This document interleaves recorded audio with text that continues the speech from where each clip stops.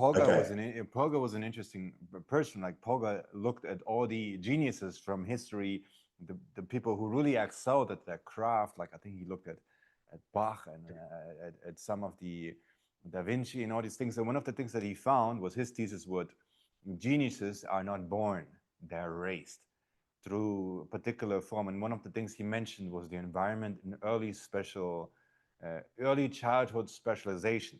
And to test his thesis, he, in romantic manner, like wrote, I think, in a newspaper that he was looking for a wife to test this, and then he found Clara, and they picked chess as a discipline to test this experience that they can create a genius on purpose. And they had two beautiful daughters, and they kind of redesigned their entire environment, put chess posters and books everywhere, and taught them chess from an early age. And by the time they were 12, they were some of the best chess players in the world. And he fought the education system in great many ways. My question for you is, you grew up in a business family. Do you feel that you've been early childhood specialized in um, the craft that you are still to this day are engaging in, which is like wealth advisory and success management, all these kind of things, and entrepreneurial excellence? I don't think so. So first of all, that story, it reminds me of the Williams girls, whose father raised them to be tennis champions from a young age and was successful. Um, my parents weren't like that. However, they were very what's the word?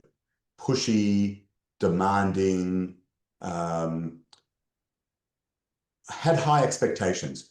We grew up with very high expectations from our parents, and um, and they were very critical.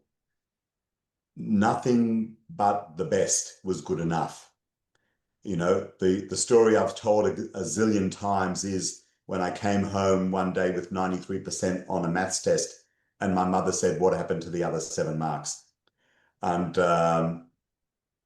not well done, but why aren't you better? So that was the message. The message from my parents are, you can achieve anything. You're really good. Achieve better, but keep achieving better. Not whatever you do. So again, it's a mixed message. The message is you are capable of great things, but what you're doing now isn't good enough. You need to be better. Rather than saying whatever you are is good.